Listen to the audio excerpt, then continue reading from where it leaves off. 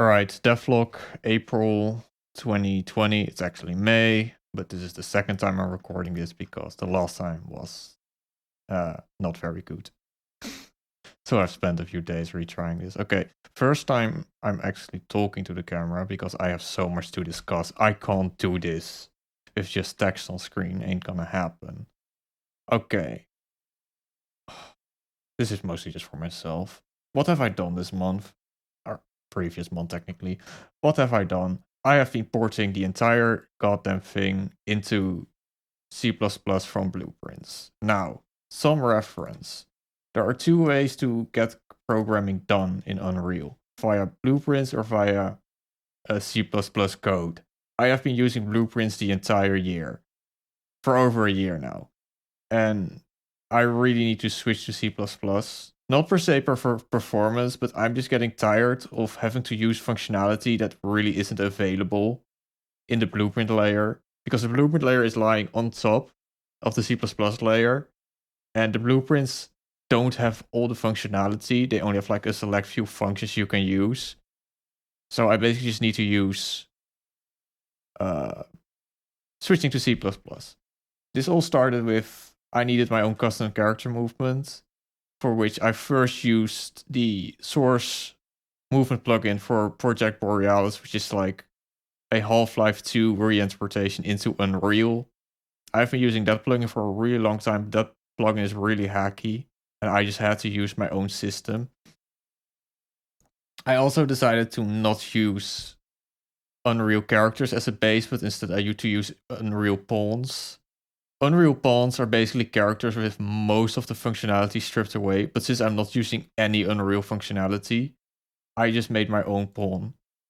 And that basically came with the downside that I had to move everything down to C++, because C++ can't really communicate with blueprints. Blueprints can look down to the lower layer of C++, but C++ can't look up.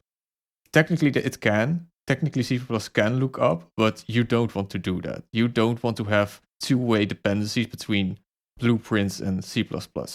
So basically, I have been starting to move all of my core functionality of everything that I've made into C++. This all started with character movement, and it has been going downhill from there because I've been dragging more and more stuff into C++ layer because I just can't stand the fact that I just want it all in one place. That's the whole point. So let's start with character movement because that's where it all began. My main reason for custom character movement is really for source air strafing. That's the sole reason, and the second reason is because of AI. I'll first explain the source movement. First, I used a plugin made by another person, which was great, but I needed more control, and making my own character movements was one. I mean, first of all, it took me a week to get this right because there are so many nuances. I mean, it's not hard character movement. It's just you just need to know how shit works. Like, how do you slide off surfaces? How do you not get stuck in geometry? All that sort of stuff. And it took a while to get it right, and I still don't have it right because occasionally, if I walk up a ramp, I don't. I can see if I can do it. Yeah, there. I didn't attach to the floor. Instead, I just kept continuing up, which is something I want. Like if I'm going really fast, I do want to get just launched in the air. If I hit a slope, that's the point. But sometimes I still get flung in the air even at a low velocity, so I still need to figure that out. But yeah, that has been a kind of a minor nightmare to do. It's finally in a place where I can actually use it. So as an upside to having my own movements, I can now also add fun stuff like skating. Skating basically just allows me to use source air strafing while on the ground. Slash had this in Quake Champions, and I'm not gonna go on a rant about Quake Champions like last time. That was kind of pathetic. Let's just say I don't like Quake Champions and what they did with Quake. Let's just keep it at that. Oh god. But so Slash basically has these skates. Right now there are no skates. I need to model some hover boots or something, so this actually makes sense. But basically, this is kind of like the final extension of source movement that I want to have. And the fact that I could just have full control over my character movement in C++ really helps. So now I'm like accelerating while I'm going down the slope. And if I would go up the slope, I'm decelerating. Which is basically just done by looking at my current velocity and the normal at which I should not explain this. It's gonna take literally 5 hours, so I'm gonna have to explain all the character movement stuff. But yeah, so that's where it started. Then we got projectiles, which, I mean, I could say. So projectiles are now also running on my own custom projectile movements. The main reason for this is really performance. I would use Unreal's basic projectile movement because that's also in the C++ layer, so I could just use that. But for whatever reason, Unreal's basic projectile movement is horrendously inefficient in terms of performance. I don't know why. I have not seen why. I don't want to know why, but it is. So I've made my own projectile movement, and I can just quickly show how much better that is. Well, I can't do a comparison because that would require a setup, but please tell me I'm running. Yes, I'm running. Okay.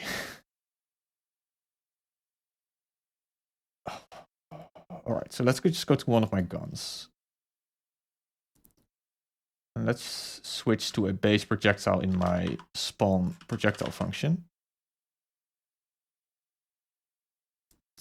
100 projectiles, projectile speeds, and spreads. I want to do oh shit. I double clicked on the C++ function. Now it wants to go there. Oh no, that's too much. 20. I hope this doesn't crash. No, I've not disconnected anything. Yeah, so one thing every Unreal function does, the first thing it does, it checks if all the variables are actually valid and have a valid pointer. Which I have not done for my, because I like to live dangerously. I mean, if it causes crashes, I will add a safety net, but from this point, I've only got crashes if I was too stupid to like connect a node correctly in the blueprints. But yeah, projectiles. So I could not do this before, spawning this many projectiles. Strangely enough, I'm actually getting a lag spike when I shoot, which I should not. Probably because I'm recording. Never mind. If I did this with Unreal's basic projectile movements, the game would turn into a slideshow of 5 frames per second. But with my own custom movements, it's fixed, and I can spawn as many. I mean, the upper limit is about like 1,000 projectiles, and then the game starts lagging, at least on my system. And keep in mind, this is in the editor. In a fully compiled packaged game, FPS performance is about 50% higher. So yeah, this is really good. 1,000 active projectiles is honestly all I will ever need. If I don't see any reason why I would need more. Like 1,000 projectiles, that's quite a lot. And honestly, something like this is stupid. So, but yeah, that's great. That has much better performance than before. So I'm very happy with that. What else do we have? So yeah, I have weapon functions here. So these are just all blueprint functions that I made. Let's see if I can find like a horrendous blueprint function that I have not yet ported to C++. Probably in my AI. I don't know. I think I have ported the most important ones already. Let's see, function library. Yeah, something like this. This function calculates the new homing projectile rotation value for homing projectiles. Yeah, so this is awful, and this needs to be moved to C++. And basically, that's what all of these functions are. They're just functions, and C++ functions are much more efficient than blueprint functions. I don't know by how much, but by quite a lot. And I want just the best performance I can get. Like, I want the game, if the game needs to be for like 90% of all players, the game needs to be GPU bound in terms of performance. That's like the only acceptable thing, in my opinion. Which I actually don't think I'm gonna reach. Simply because of I feel like the AI is gonna take too much. But like as long as if like 90% of the people run into CPU limitations, that's bad. But if it's 50-50, I guess it's alright. What else is there to say? So yeah, that's projectile. So I have my own projectile movement. I have my own character movement. Technically speaking, I also have my own characters. So that's great. So what I'm now working on is AI. So for AI, I thought about using blueprints. So because there is this really nice system. If I could show it. Blueprints, entities, AI, entity AI, trooper is disabled right now. Warlock. That's a new enemy I'm working on. So this is how you usually do AI with these visual state machines. These are technically not state machines, they're trees. They have a different name, but whatever. They're basically state machines. These state machines, I mean technically not, but whatever. The state machines. These state machines are basically just a visual way of programming. Well, I have run into two problems. Actually, one problem. It doesn't work. That's the problem. It doesn't work. Why it doesn't work, I don't know. I think the reason why I can't get this to work anymore is because I now have I have my characters based on pawns instead of actual characters, and I think this relies on, like, if I just go control pawn. Yeah, I mean technically they should be pawns, but I don't know. This doesn't work anymore, and honestly, I don't need this. I don't need a simplified version to show me how the AI is doing. Like, if I had really complex AI, yes, I would totally use this. Because this makes programming AI a lot easier, and I can completely see what I'm doing, and I can easily debug. I actually can't debug in C++. I mean, there is the method of debugging with C++ doesn't work, so I've been forced to use the good old print strings out when I reach a certain point and go from there style of debugging, which isn't ideal. But here, when I have been writing down, like I've literally been writing shit down. Look at this beautiful pink notebook. I've literally been writing shit down in order to how I'm actually gonna organize my shit. That's how serious I'm taking this now. But yeah, when I was like redesigning the AI in the notepad, I actually realized that I really only have two states. I mean, technically three. I have the AI is idle, so he has not yet spotted an enemy, or a she, whatever. Could be both.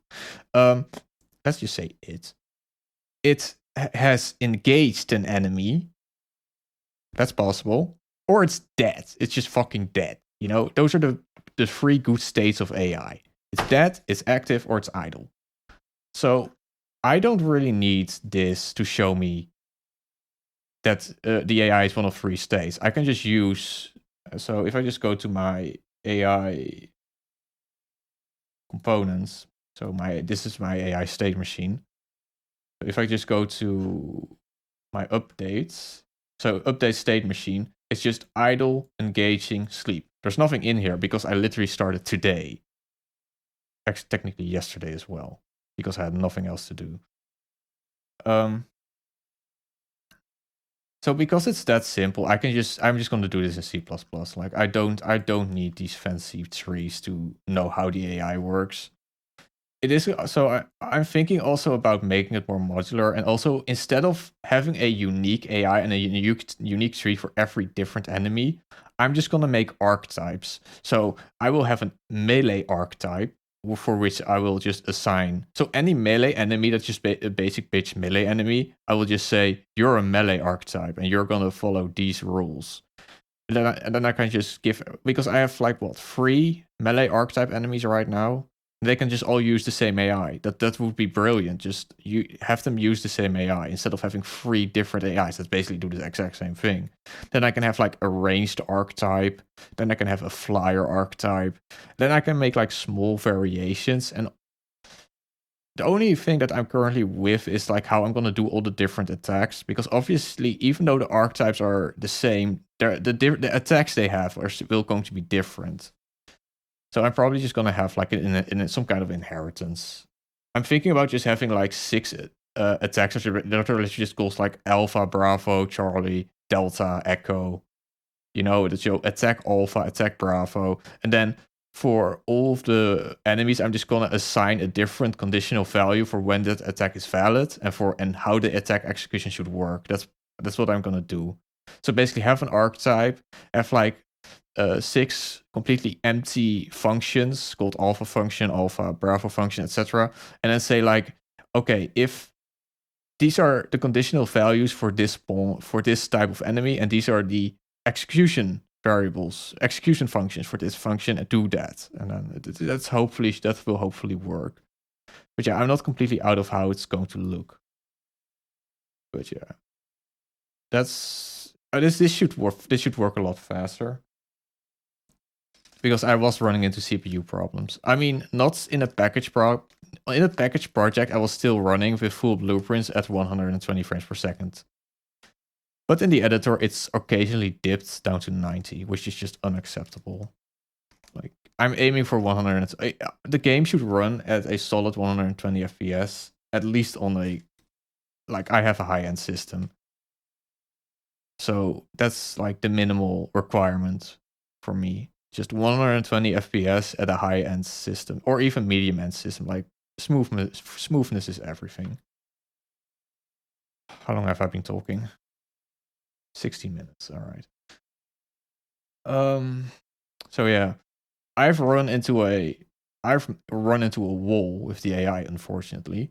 So I can. All right, let's actually spawn in some AI because it's somewhat functional. I mean, it's still very prototype. Like I have not yet made archetypes, so everything is basically just going through the main controller. Those are blueprint warnings. That's all gonna get deleted. So the AI is capable of detecting me. So in the left top, it says engage, which is the active state. If I go behind the wall, it goes to idle. Engage, idle. Oh, yeah. It's pretty good.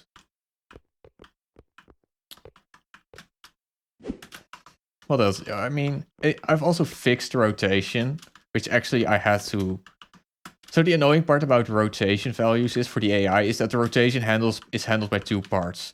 The yaw rotation needs to be done via the actual actor. So it's the actual actor that's turning in order to face you. However, the pitch, so the actor aiming up and down, is done via the camera. So what I've done is I've made a virtual rotator or an abstract rotator that doesn't do anything. But all it does is it basically combines the pitch angle of the pitch angle of the camera and the yaw rotation of the main actor, and it basically just and then interpolates that. Then it returns those values to those components. So that way I have like a combined yaw and pitch in a single rotator that just sends its data to the 2 components, and that works really well.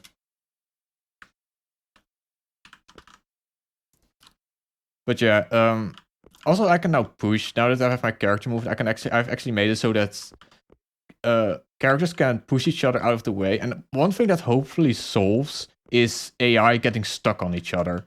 That was a really big problem, especially if there was a projectile enemy standing in front of a melee enemy. The melee enemy has a tendency to just get stuck, and Unreal's base navigation is not very good. Like, it's pretty bad, actually. I mean, okay, the reason why Unreal's base AI navigation is atrocious for my game. It's not atrocious for other people's games. The reason why it's atrocious for my game is I can knock people around. Like, I want to be able to knock people around with explosives. I wish that guy had more health. And the AI does not like getting knocked around. The base AI, it goes and it doesn't know what to do. It gets stuck. It stops moving instantly. It starts doing weird shit, and that's one of the reasons why. That's the second reason why I switched to my own character movement. But yeah, so what I need to fix is, so AI navigation is not working right now. I still need to figure out how AI navigation works. And I already know I can't just use the base navigation system. Because the base navigation system works on the base AI and the base character. And that is not going to work because I have my own custom AI and my own custom pawn character. So, well, shit, I can't use the base navigation. So, what I need to do is I have been looking for about an hour and a half now, and I still can't figure out. So, the way navigation works is there is a navigation grid. So, I actually considered using the old-fashioned way of Doom, like literally just use the Doom system of like that John Carmack made in 1990s and just say like, oh, we hit a wall, keep walking to the right until we're free. I've been tempted to do that, but that's really not ideal. And we've really moved past from if you hit wall, then keep moving to the other position until you can finally walk the other way. That's just a really old way of doing things. And I feel like Unreal has a navigational mesh, and I should just use it. So what a navigational mesh does, it basically just puts identifier points on the edges of collision, and it then just makes the shortest path between. So it would just like make, god damn it. Okay, so it would just like make a navigational point here. It would make a navigational point here because those are the edges of the navigational walk space. If the AI had to move to the other side of this, whatever the fuck it is, the slope, it would be like, okay, shortest path is ding, ding. Okay, short here, we walk here, and we walk here. That's what you want. You can't, you have to order, you have to generate this. You can't like do this live and have your character be like, oh, where are the edges? Like that's too hard to detect. I need to use a pre-made nav mesh. So that's not, so what I need to figure out is how do I get these points? So when I make a navigational call, an array of these points is made, and and all I just need to do is find where that AI is stored and how I can get it via function. I don't know which function calls it. I don't know which variable saves it because it doesn't save it in like a naked vector array. Unreal pretty much always puts shit in their own proprietary structs, and I just need to know which structs has the navigational points, which most likely has location. And if I can find a way to cheaply get a list of navigation points, then well, I'm set and I have my navigation system. Then I can tell the AI to go to follow that list, and then if you get to the position, well, pop one off the array and go to the next point, pop one off the array and go to the next point of the array until the array is empty, and then we have reached our destination. So yeah, it's really the difficulty of Unreal is basically how long will it take before I can figure out how something works? Like what function do I need? That's the difficult thing about programming with a pre-existing engine, is like which function do I need? And when you have the function, well, it works great. So yeah, a bunch of other stuff I've also done. Saturday, I really was tired of programming, and I really decided to just finally update the worst looking model in the game. So the old grenade launcher model was by far the ugliest gun model in the game. Like it was actually the only thing of feedback I've ever gotten from people. When I showed my first gameplay test, one of my friends showed it a bunch to his mates, and one of his mates, the only piece of feedback I got from, your grenade launcher model looks like shit. And well, I've taken that to heart, and I finally decided to update the grenade launcher model, and it looks a lot better now. It actually looks a mixture between... So the first grenade launcher model was an RL6 Russian grenade launcher. It was, I mean, I'm not going to say an exact replica, but like a replica to the best of my abilities. Because I still have a lot to learn about modeling. Mostly shortcuts and stuff. My second model was basically an attempt at somewhat simplifying the model. Actually, I tried to do the same thing with the shotgun. So the original shotgun was just a generic civilian hunter shotgun model from Remington.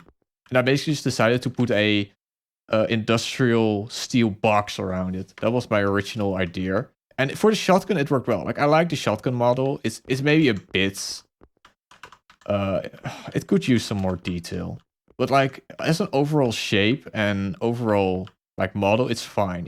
It would need that's basically how I think about most of the gun models. Most of the gun models are fine in their shape. They would just need a bit more high frequency detail.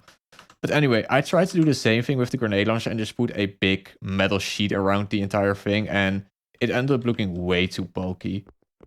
So it's now do I have kind of like a mix between fiction and reality. So I went back to the original RL6 model I made. I reused the stock and the grip. And then I just remade everything, and I basically just now have a mix between a real RL6 and some fictional things. So one fictional thing is the side-mounted grip, the front grip. The reason why this front grip is side-mounted is because when I was animating the first grenade launch, which had a straight front grip, it looked really awkward because my character had to lean really far forward to not have the arm clip into the rotating mag, which basically also meant that the grenade launch was really close to the body in animation. And I want the grenade launcher to be a bit further out so you can see the model better. So that's why so it's basically a practical. It's literally a practical reason why the front grip is angled like that. It's just so it's easier to animate, and it looks better for me. I can have the grenade launcher further out so you can see more of the model. And not seeing a lot of the models has been a bit of a problem because, yeah, like the ion shot, you can't actually see most when you have the ion minigun. You actually can't see most of the model. And that's just because the character is holding it very low.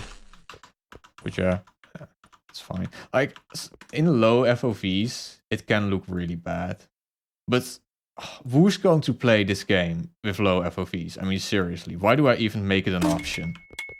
I mean, I'm making it an option so that if people play on like really small, tiny monitors, can still have a decent play experience. Because having a wide FOV on a really small monitor is awful. I prefer 70 FOV on a tiny monitor than 120, 100% of the time. Okay.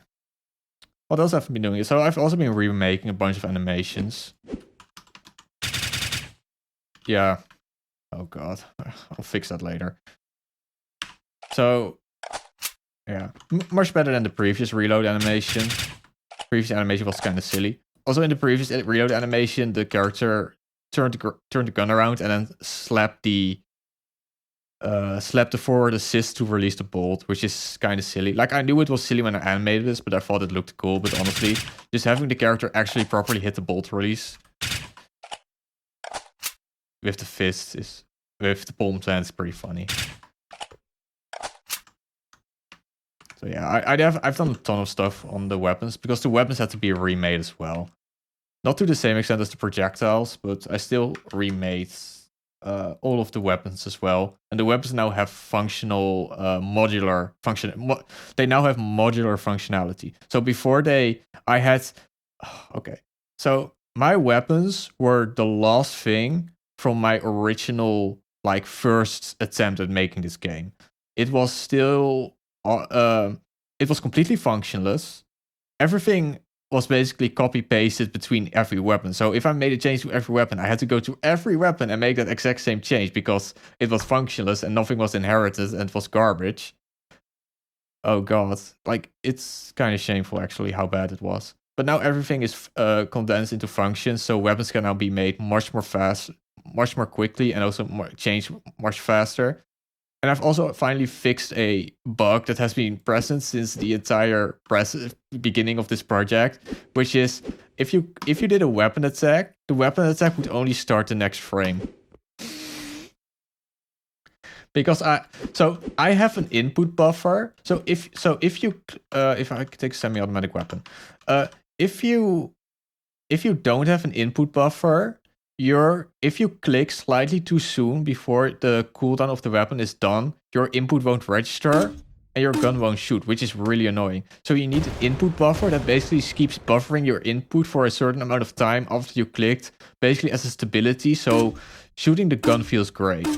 I'm probably gonna make that an editable variable so people can change this. So if they want more input buffering, they can get more. If they want less input buffering, they can get less.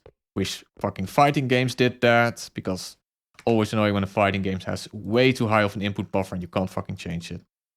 Right now, the input buffer is 300 milliseconds, which is, I think, I'd say it's in between. Like, I've seen games which have like seconds long input buffers. Oh god, we're over 30 minutes. So yeah, weapons have been remade, projectiles have been remade. I'm moving all of my important functionality, basically all of the calculations, all of like things that blueprints don't do well. Okay, what do blueprints do well? Things that blueprints do well is calling functions and passing data around. Blueprints are terrible at anything that requires for loops, require if statement checking for actual values, for sweep calculate, like anything that could be considered a calculation or a for loop or anything that could be resource intensive and that had to call a lot of like little different things is terrible in blueprints. All of that needs to be moved to C++. Okay, I mean, I'm over time. And I don't want to sit through massive Blender render. I actually... Blender is a great video. Blender is probably the best free video editor, but my god, its render times are terrible. There's literally too much to show. I've done so freaking much last month. I literally don't know what else I can show. Yes, I can show one more thing, which is the latest enemy. The last enemy I'm gonna like make, and before I... This is the AI. Oh god, it froze. Don't crash. Oh no, I did open the animation. So this is the last enemy I'm gonna make before I'm releasing the demo. I didn't plan on making this enemy, just like I didn't plan on making the Arbot. The Arbot, both the Arbot and the Warlock are basically just enemies that I'm adding after I've playtested stuff. So during playtesting of the troopers, I realized that the troopers are way too lethal. So I made the Arbot, which is also part of the Ikova faction, but is way less lethal. So it's basically kind of like a bullets. I explained it in my last devlog on screen. The reason why I'm adding the Warlock is I need a really dangerous projectile enemy. And that's basically the Warlock, what the Warlock is.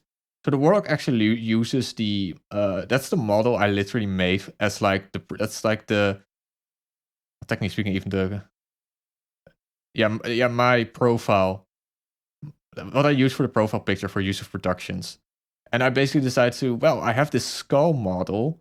I can make an enemy out of it. So I just quickly retopologized the model to have a acceptable polygon, because the actual render model has like 1 million polygons, which in a game will be ×2, so 2 million polygons, because games work on triangles, well, whereas render software works at in quads. If you don't know what that is, it doesn't matter. So yeah, this guy is gonna spam projectiles. This is just a really dangerous projectile enemy that can just spam the arena full of projectiles. And you really want to either focus him down or find cover and just like avoid him. Because yeah. One thing I also try to do, I actually still have those functions I'm not gonna show, but I'm also like working on an AI. I'm trying to improve the what you call it, the procedural nature of animations. So my animations for the most part have been pretty static, just using base animations, and I'm trying to get a little more interactivity with the animations, so have animations like interact properly with like the floor and stuff. I actually disabled that because it looked really bad, but I'm thinking about like just going back into it and making animations look a bit... I want right now enemies, especially the Minotaur, can look a bit silly, and it almost looks like they're floating above the ground instead of making really contact with the ground. So that's something I should fix.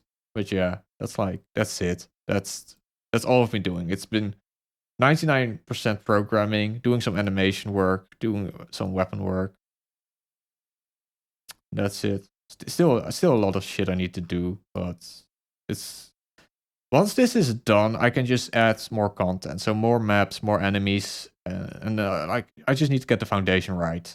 And this time I will get it right. This is technically speaking, this will be the third time I'm rewriting the foundation. So the first foundation I made was literally when I got first into Unreal over a year ago, and all of that has been removed. Like again, like I said, the weapon part were the last part of that original code that was still present. I've made a first redesign in blueprints where I simplified all of the blueprints because the blueprints were a mess and there was a lot of like two-way dependencies. And if you know your programming, two-way dependencies are, I mean, sometimes it's inevitable, but you want to avoid that. And now I'm basically on my third rewrite of the foundation, and that's just basically doing everything that I did in blueprints, but then moving it to C++ and slightly simplifying it even more. And this should be the last rework. I would be shocked if I had to rework this again. I mean, I don't see how that could happen. And I really don't hope it. I mean, if I decide from, oh well, actually I want this to be a common, like I'm gonna pull a fucking BioWare and I'm just gonna say, no, I want to make this a fucking MMORPG. So let's rework to make this MMORPG. No, I'm actually gonna make this an RTS. Just BioWare it. Just no, we're gonna do this. No, it's gonna be a flight sim. No, this should be the last. This should be the last rework. And then I can just focus on making content, which I'm looking forward to. I'm looking forward to not having to worry about the foundation again. Just get it right, get it modular. That's it. Nothing more to say.